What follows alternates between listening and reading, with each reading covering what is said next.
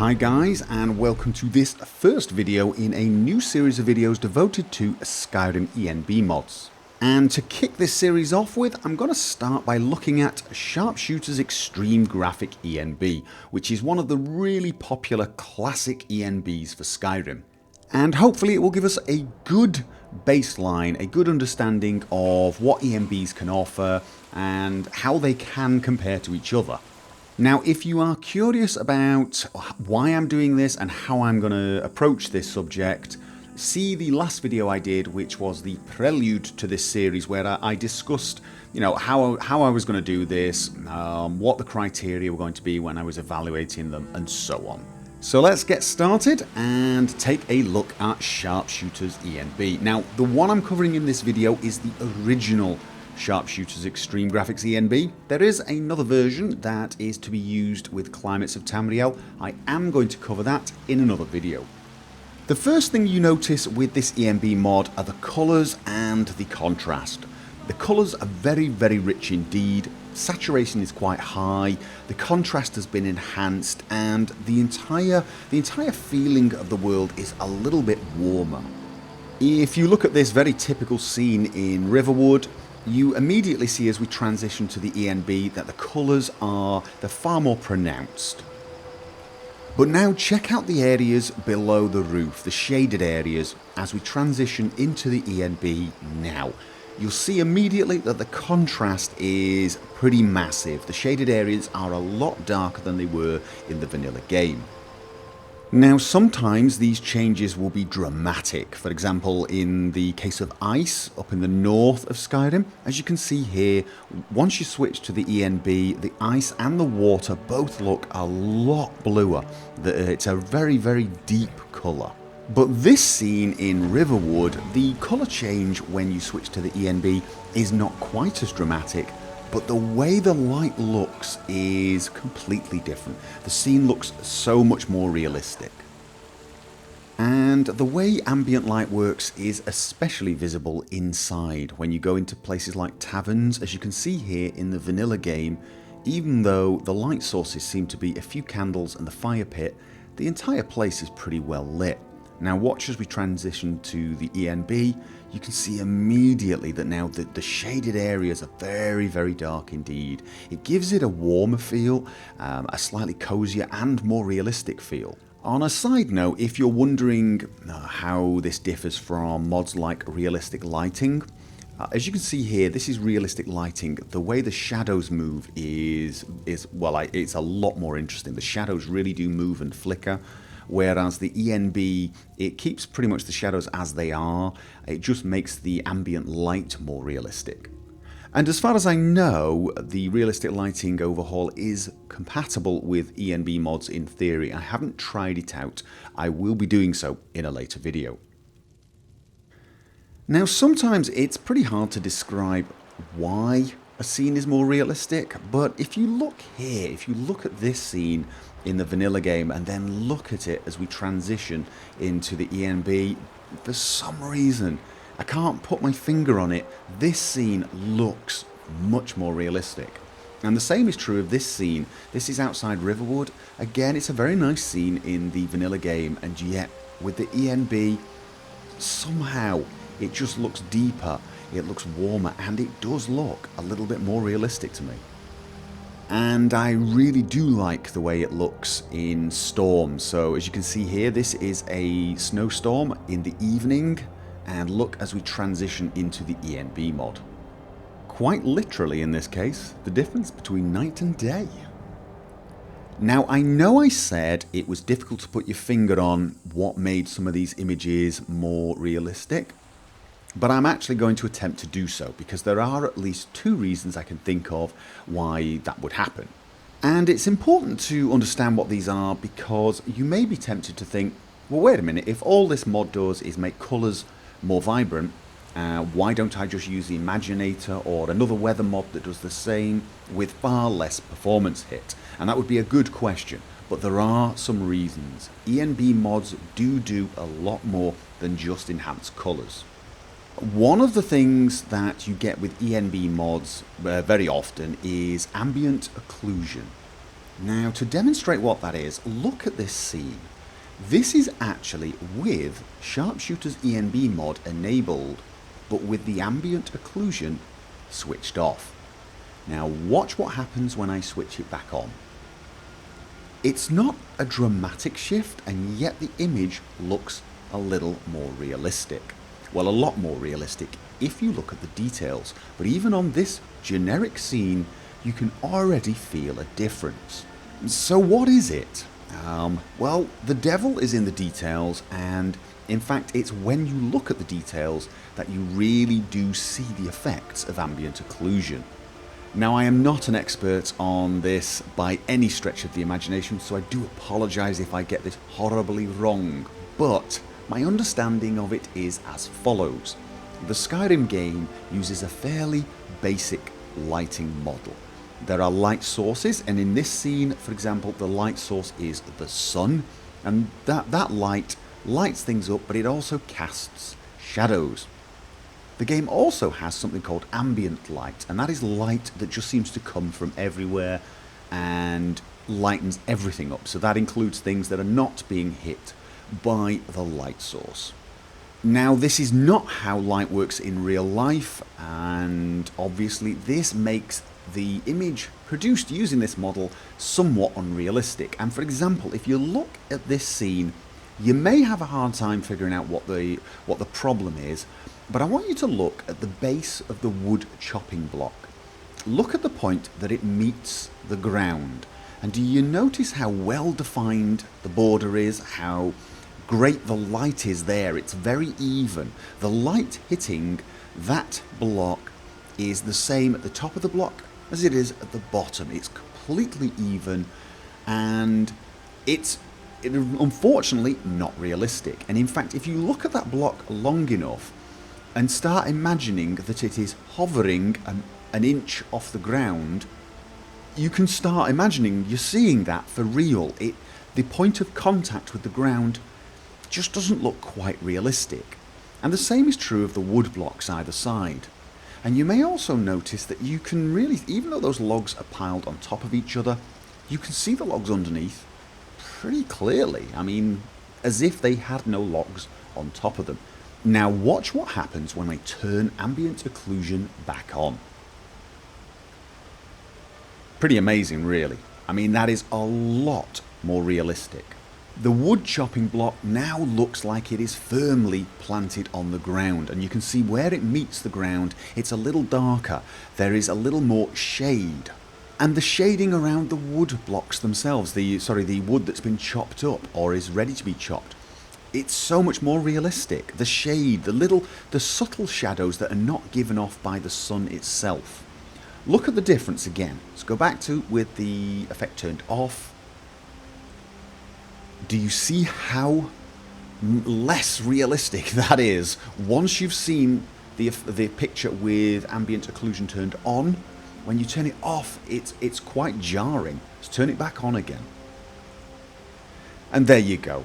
And that is one of the major reasons the images with ENB mods are so much more realistic. The lighting looks more realistic. It behaves in a more realistic manner. And even on large scenes where you're not focusing on the details, the effect is still noticeable, whether it's inside or out. You can still see the difference. It's when you look at the details that it becomes more obvious, but even looking at overall scenes, you can see the difference. So, yeah, that's one of the great things. Unfortunately, it is also one of the bad things. And I say it's one of the bad things, and what I mean is it's one of the reasons ENB mods tend to make your game run a lot slower. This is not something you get for free. This is one of the major performance hits. But as you can see, it really does make the game look a lot more realistic. Of course, there are a lot of other things that add to that effect, but that is one of the major ones. Another major one is the dynamic depth of field effect that you get with this ENB. Now, most of you probably already know what I'm talking about, but if you don't, it's pretty simple to describe. The depth of field effect you see in mods like this mimic the effect of focusing on something with a camera. So if you focus at a short range, the objects in the background are blurred. If you focus on the long range, the near objects are blurred.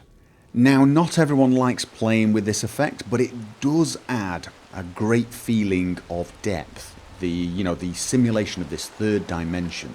And in this ENB, in Sharpshooter's ENB, the effect is very strong indeed. If you focus on a near object, the scenery in the background is completely blurred. But it also uses a special type of depth of field. Now, I apologize if I'm saying this incorrectly, but the type of depth of field it uses is called bokeh. And it has a very unique look. It seems to change the way the blur works on objects that are lit up, brightly lit, maybe lights, reflections, that type of thing. It seems to make them brighter and blur them more. And this really can give a great effect, even on things like the surface of water, the reflections. They just look really nice, very cinematic indeed. This effect does come with a price. It is another effect that does hit your performance a little bit. And of course, it is one of those things that is very much a personal choice. If you are taking a lot of screenshots, if you are making cinematic videos, depth of field, a strong depth of field can be amazing.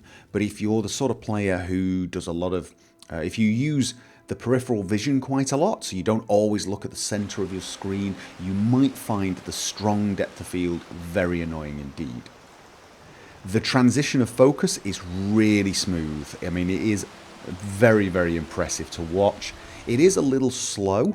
I mean, it's not very slow, but if you're the sort of person who wants really instant focus, this might feel a little sluggish. But all in all, I have to admit, I'm really impressed with how it looks in game. There is no way to mimic this with the game's own effects, so there's no way I could make Dynavision have the same type of blur, I'm afraid.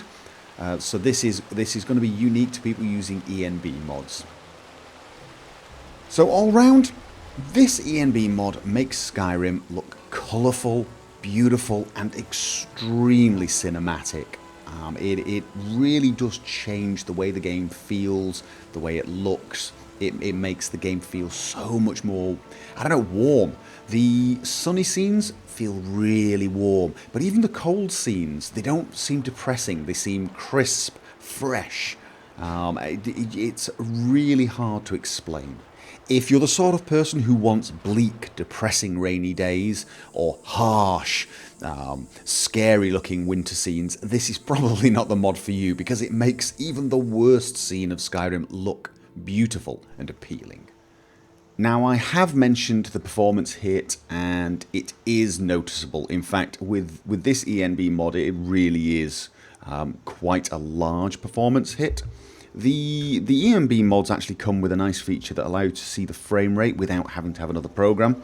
I press the star key on my number pad, and you can see in the top left corner the frames per second. Now here it's about 40 frames a second, which is about half what I would normally get in this area. So that has halved it. It never drops below the high 30s. And it usually stays above the 40s, into the 50s, and it does depend where you go. I have a feeling that it is limited by your graphics card, not your CPU. And the reason for that is there is a very intense spot at the top of the steps in Whiterun, and there I normally get about the lowest frame rate I ever get, and I get about 70. And it's locked on my CPU, my processor. With this mod, it drops to about 50 there, which is odd, because it drops to below 50 in other areas like this. So it makes me think that in fact it's suddenly now bottlenecking on the graphics card. So maybe if you've got a better graphics card than me, you might actually get better performance than me. I have got an NVIDIA 670 overclocked with 4 GB of RAM. But as you can see, I'm running around here, not in combat, and the frame rate is pretty steady. It never drops below the high 30s, and it rarely goes above the high 40s. And as to whether this is playable is obviously a personal choice for each of us to make. I do like to stay above 60 frames a second, and so I'm a little bothered by this frame rate. It probably looks... Ooh, dark clouds and thunder ahead. Now, it probably looks fine on the video because, of course, the video is locked to 30 frames a second. However, from my perspective, I do feel the difference. I can see the difference very, very clearly between this frame rate and my usual. I normally cap the game at 60 frames a second, although if I uncap it and let it run to my full VSync, it will run at 120 frames a second in a lot of places. So just be aware of that.